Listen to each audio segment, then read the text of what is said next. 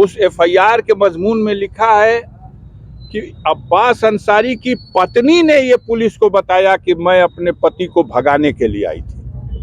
इससे बड़ी ढोंगी कहानी हो क्या सकती है? ये किसी इंटेलिजेंस की रिपोर्ट नहीं है, ये तो उसके द्वारा। अच्छा, वो क्यों कहेगी कि हम अपने पति को भगाने के लिए आए थे? आपने कहीं इंटरव्यू में किसी उपन्यासकार का नाम लिया था कि उसकी स्क्रिप्ट? हमने कहा था गुलशन नंदा की कहानी फीकी पड़ जाएगी। ऐसी कहानी 2 पेज की 3 पेज की एफआईआर है, पढ़ो ना, बड़ी जबरदस्त है। दें, हाँ पढ़ लीजिए, पढ़ते रहिए और देखते रहिए कितना विरोधाभास है। 2 लाइन नीचे कहते हैं कि वो महिला सहयोग नहीं कर रही थी जांच में, बरामद मोबाइल फोन का पासवर्ड नहीं बता रही थी, उसमें जो कुछ था उसको डिलीट कर दी थी। कितना बिल्कुल सहयोग नहीं, असहयोग पे आमादा थी। और 2 लाइन के बाद लिखते हैं कि उस महिला ने खुद ही बताया कि हम इस जेल में अपने पति को भगाने और जितने अधिकारी उसकी जांच कर रहे हैं सबको कैसे खत्म किया जाए, सारे गवाहों को कैसे बर्बाद किया जाए। ये क्या है? ये तो साधारण सी हिंदी फिल्म में भी इतना मतलब चिरकुट कहानी अगर स्क्रिप्ट कर दी जाए तो शायद मैं समझता हूं कि दर्शक देखने भी नहीं जाएगा। वही है, पढ़ लीजिए और खुद अगर आपका दिल न कह दे कि एकदम झूठी कपोल कल्पित कहानी है। और कमाल हो गया, 2 दिन के बाद पुरस्कार क्या? चंबल घाटी से तहसीलदार सिंह डाकू पकड़ा गया।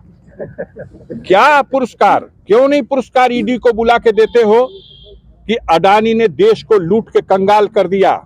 हम तुमको पुरस्कार देते हैं कि तुम आंख बंद करके कान में रुई ठूस करके बैठे हो और तुमने कोई कार्रवाई अडानी पर नहीं की। जिसकी पोर्ट से, बंदरगाह से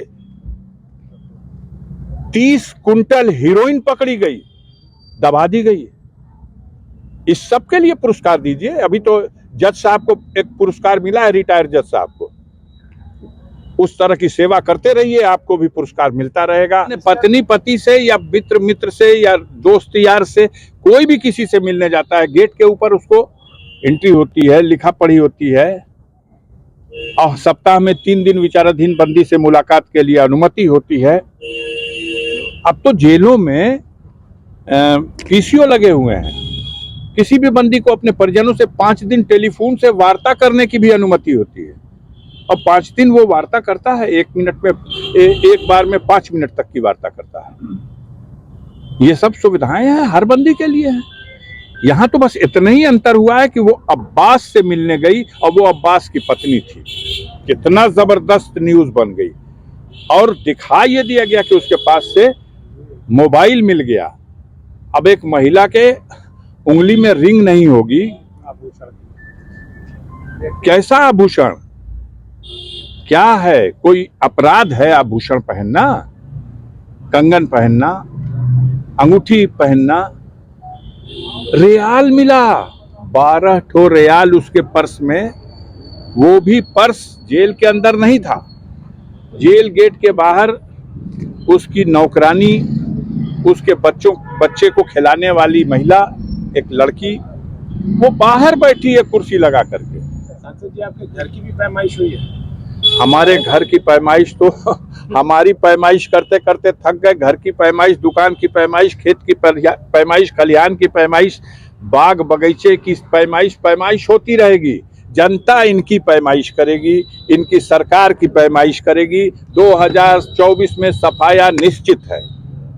कोई भी सभ्य समाज, कोई भी सभ्य व्यक्ति अगर विचारधारा से वो उनके जमात का भी हो तो वो इस तरह की घटिया हरकतों को कभी मान्यता नहीं दे रहा है कि परिवार की महिलाओं को। मेरी माँ तो मर चुकी है 2018 में 29 दिसंबर को, उनकी जांच हो रही है जो न किसी कानून में है न संविधान में है।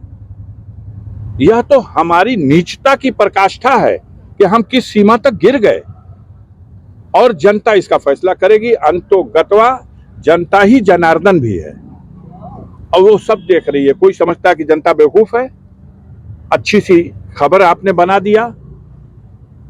हमारे परिवार को आज की डेट में आपने जिस तरह से परोसा है और उस परिवार का इतिहास और उस परिवार का वर्तमान पूर्वांचल की जनता जानती है, देश की आजादी की लड़ाई में मरने मिटने वाले, सीमाओं पर मातृभूमि की रक्षा में बलिदान देने वाले परिवार के सदस्यों को, महिलाओं को, बच्चों को इस तरह से।